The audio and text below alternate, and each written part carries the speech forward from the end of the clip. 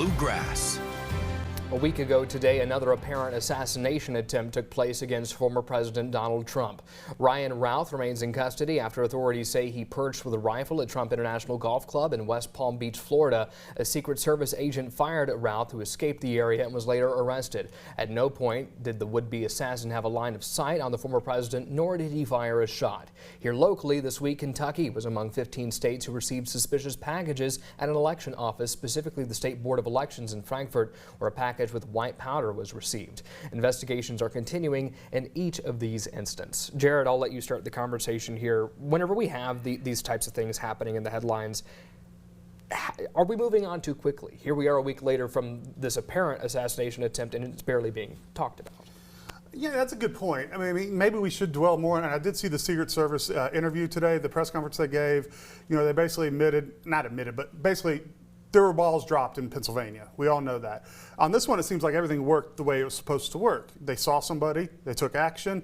The former president was never in danger. And so that's how it's supposed to work. Now, he's a different target kind of to guard.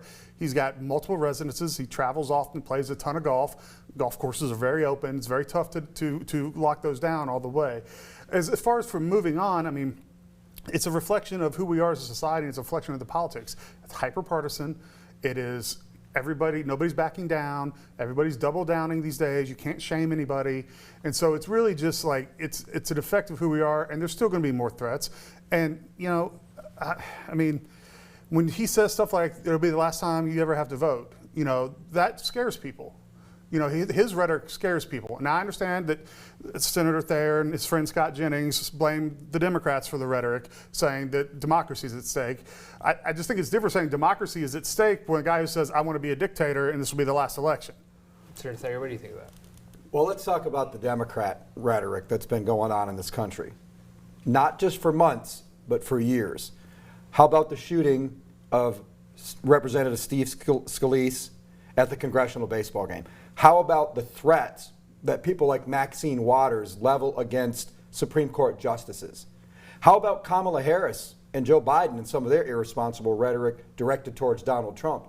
It's interesting, Bodie, we Republicans are the party of the Second Amendment. Proportionally, Republicans own more guns in this country than Democrats. But yet it seems to be Democrats taking shots at Republicans that are making headlines today. I would just like to remind my friend here that January 6th, it was a terrible day and a stain on this country. And that was done by MAGA people. Jared, I love you like a brother. You're a good friend.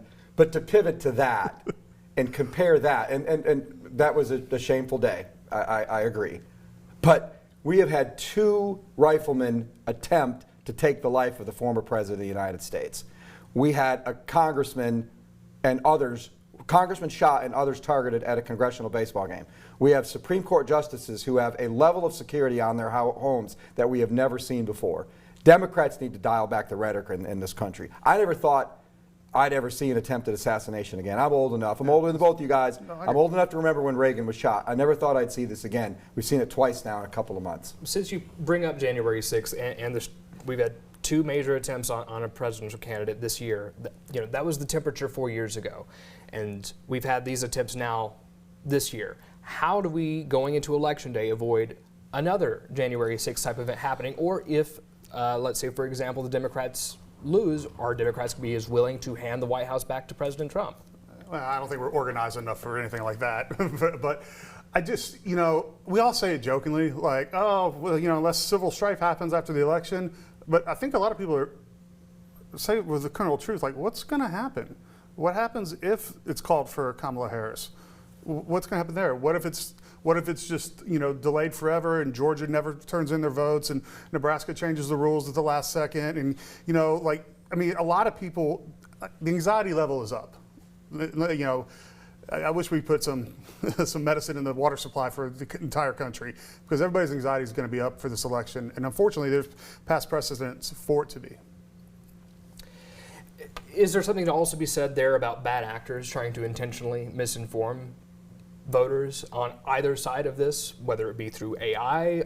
You can argue whether the Springfield story, how accurate it is. Well look, there's plenty of bad behavior to go around. I mean, honestly, Politics in America right now reminds me of that great 1972 one-hit wonder by Steelers Wheel with the late, great Jerry Rafferty on lead vocals.